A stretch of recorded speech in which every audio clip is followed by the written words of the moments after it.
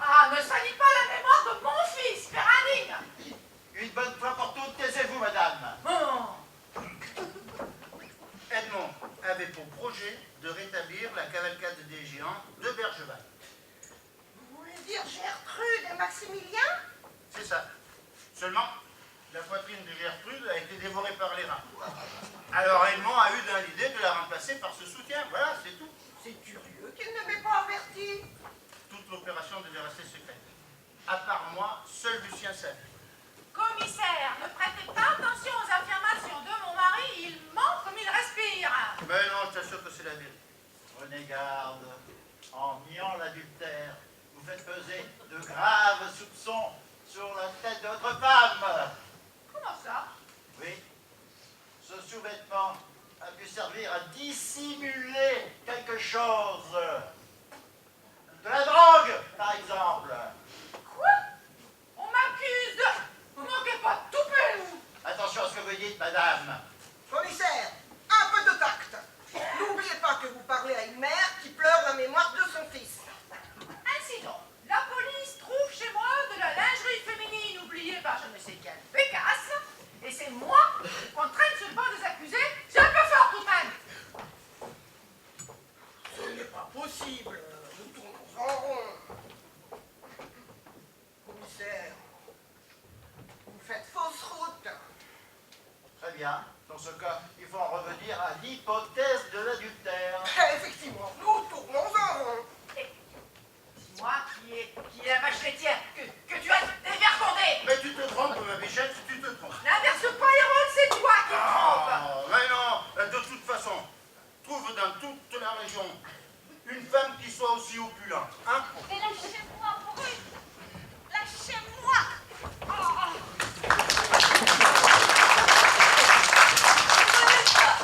Viens, Babette, qu'on me se retrouve. Oh! C'est pas sympa de m'envoyer mon poulet! J'ai rien fait, moi! C'est elle, hein? Comment ça? C'est toi qui t'es encanaillé avec mon homme, à vous. Ça va pas! La langouste! T'as pété un câble ou quoi? Calmez-vous toutes les deux. Vous avez entendu comment elle m'a appelé? Non, mais tu t'es pas vu? Quand t'es sous pression, tu deviens rouge comme une langouste! Oh! Je jure, Adrienne, que je connais pas cette femme. Tais-toi, fripouille. Et toi, depuis combien de temps couches-tu avec mon Victor? C'est qui, Victor? Le tocard, là? Avec la tête de chien battu? Je te prie de rester poli, Babette. Sa tranche ne me dit rien du tout! Ah, tu vois, essaye de te souvenir, Babette. As-tu eu cet homme devant nous, là, comme amant? T'es bien que oui! T'es bien que non! J'en étais sûre. Oh là, j'ai jamais vu cette fille de ma vie. Vous savez, quand j'ai picolé, je suis pas en état de reconnaître les mecs que j'aime top. Tu as honteusement profité de l'état d'ébriété de cette femme, monstre. Adrienne, je t'en prie. Autre chose, Babette. Ouais, Notre mère s'est-il déjà rendue chez toi? le Brichard. Qu'est-ce que vous voulez qu'un homme aussi distingué vienne foutre sur mon rafio? Je ne sais pas, moi. Déposer ou cacher quelque chose.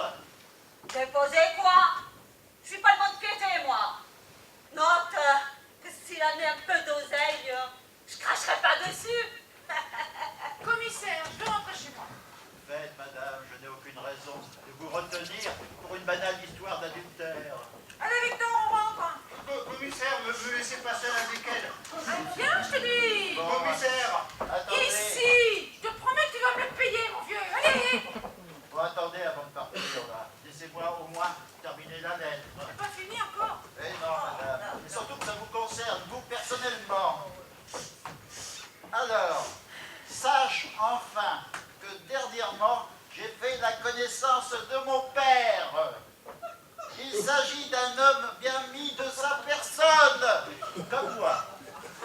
Posé, intelligent, qui allie manières élégantes, vivacité d'esprit, et dont la modestie n'a d'égal que le sérieux et la perspicacité. Quel mec! Adrienne, Je ne comprends pas.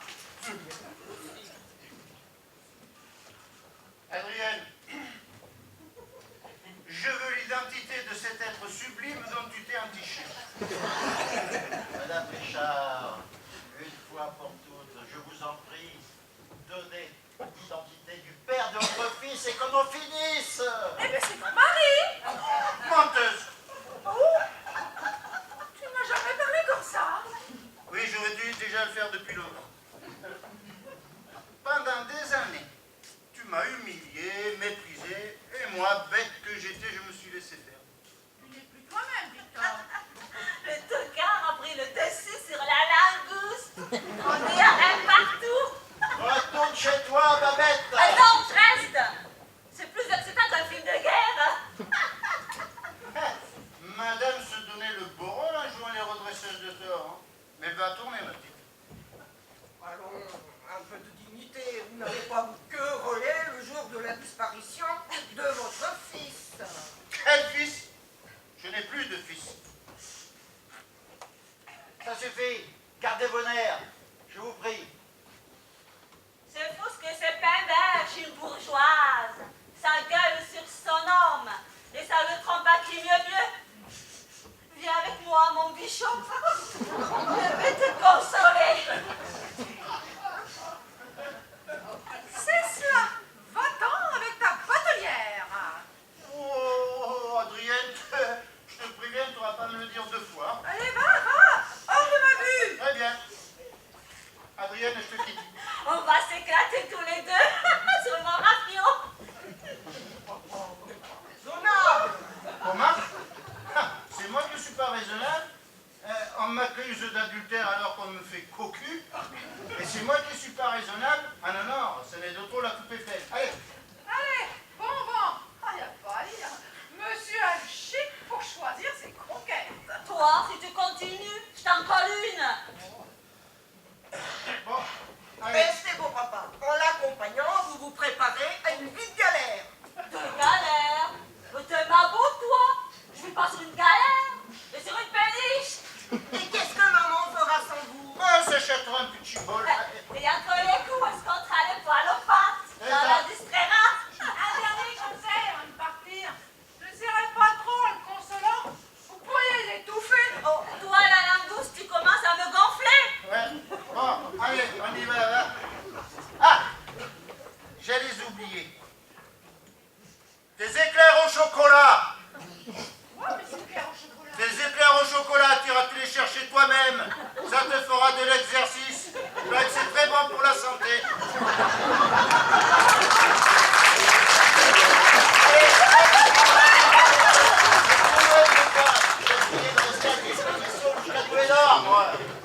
Cette aventure m'a mal tourné, je le sens. Je suis navré, mais je vais devoir vous laisser. Déjà, Eh oui, le devoir m'appelle. Non, madame, ne vous donnez pas cette Commissaire, s'il peine. vous plaît. Pourriez-vous me Tenez, laisser la je vous lettre? donne cette lettre que j'oublie toujours de vous donner. Pardon. quel malheur. Qui aurait pu imaginer un drame pareil? Je n'arrive toujours pas à réaliser que l'homme dont je partageais l'existence était homo, alcoolique et trafiquant de drogue. Moi, je ne reviens toujours pas que mon mari se soit fait la malle avec une batelière débouchée. Mais je sais que ça ne durera pas. Quoi donc? Victor n'a pas le pied marin, il est incapable de vivre sur un bateau. À ce que j'ai compris, il s'agit d'une péniche qui reste amarrée à quai. Dommage. J'aurais bien voulu qu'elle l'embarque sur une mer déchaînée à lui faire cracher les tripes. Le plus inquiétant, c'est que cette femme va le faire boire. Tant mieux. Si ce va pas dans la mer, ça sera dans l'alcool. Ah non. Bon, c'est pas ce que vous dites. Je suis prête à parier que beau papa vous manque déjà. Bah, c'est vrai qu'il me manque, c'est que je m'étais attachée, moi, mon Victor. Ah, vous voyez bien, Sur qui vais-je passer mes nerfs maintenant? il y a un canapé dans l'antichambre. Allez vous y étendre. Cela vous fera du bien. On fera dire une messe à la mémoire d'Edmond, n'est-ce pas, Paulette? Certainement, belle maman, certainement.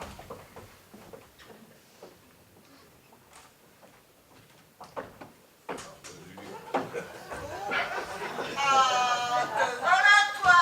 Colin, le commissaire m'a appris la triste nouvelle. Toi, tu es tout retourné.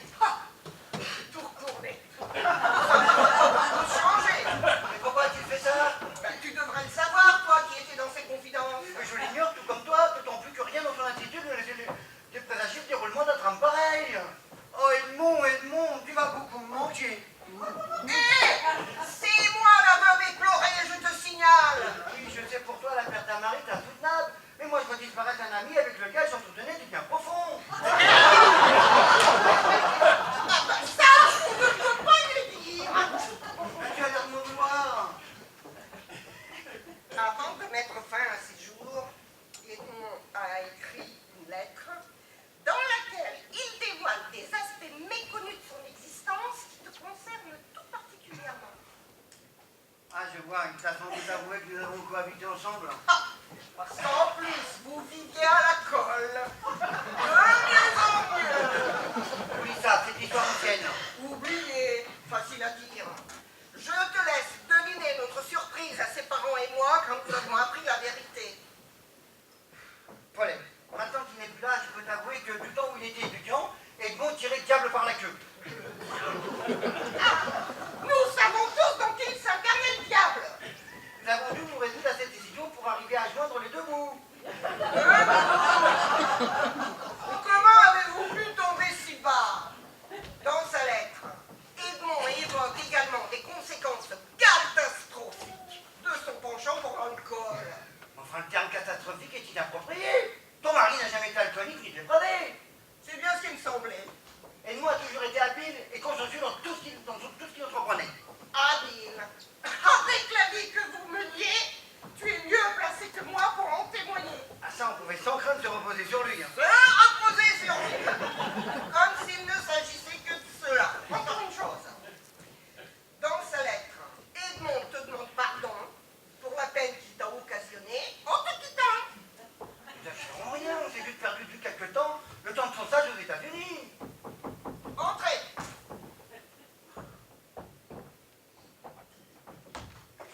Un commissaire vous invite à retirer la gabardine au commissariat, madame.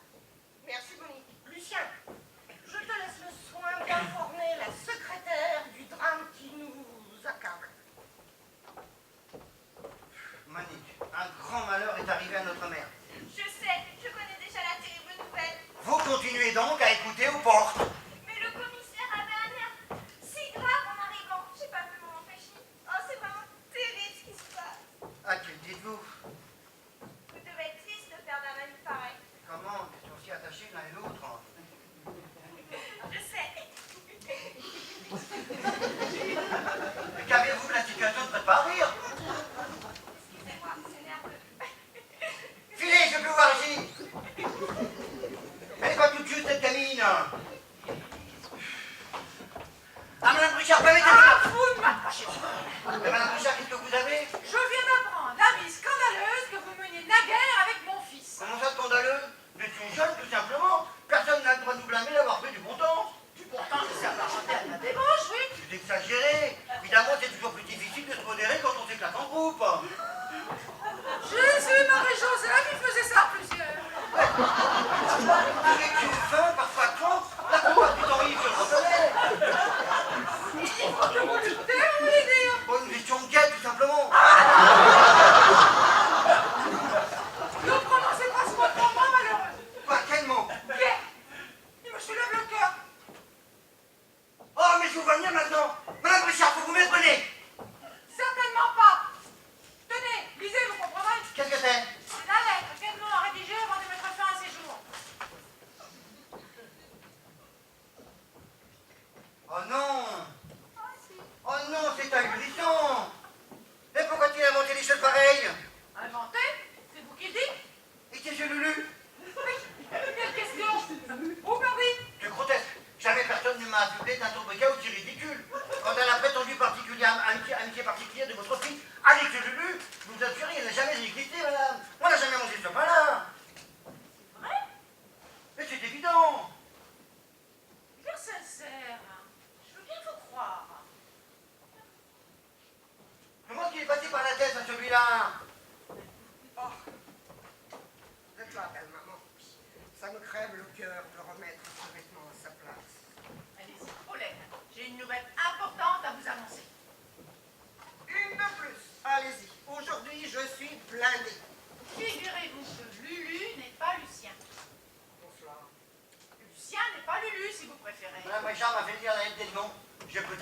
Il s'agit d'un tissu de contre-vérité.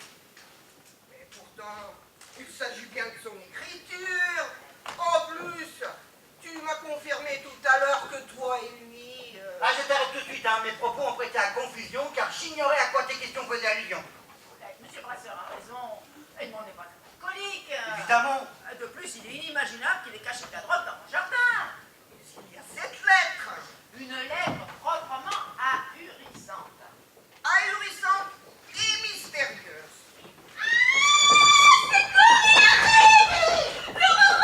Ne parlez plus clairement, mon Dieu. Qu'est-ce qui se passe? Qui êtes-vous, monsieur? Je suis un vampiro. À rire. Je savais qu'il viendrait. Je vous ai fait peur, hein? Toi ici, c'est incroyable. Ben quoi? C'est Halloween, non? J'ai l'impression que mon visage les effraie davantage que le masque. Toi ici, c'est incroyable. Maman? Nick? Mais qu'est-ce qui leur arrive à toutes les deux? Vous comprenez, ils sont sous choc. Hein. Et pourquoi? Et puis dites-moi là, vous m'expliquez ce que vous faites dans mon bureau? Hein? Ah, ça, c'est bien toi, ça. Ouais. Tu reviens, on ne sait d'où. Et c'est nous qui devons rendre des comptes. Venez, ma petite Monique. Vous allez vous détendre sur le canapé de l'antichambre. Ça vous aidera pour reprendre vos esprits. Mon fils vivant, c'est un miracle. Mais qu'est-ce que tu racontes là-bas? Edmond, veux-tu, s'il te plaît, nous expliquer le sens de cette mascarade? Mais qu'est-ce que c'est? Lis, tu verras. Allez, tourne de l'œil. Vite, aidez-moi. Oh là là! Décidément, c'est le jour. Oh, je me trouvais mal. Ah non, t'as pas de faire un infarctus maintenant. Qu'est-ce qui se passe là? Ah, il semble revenir à lui.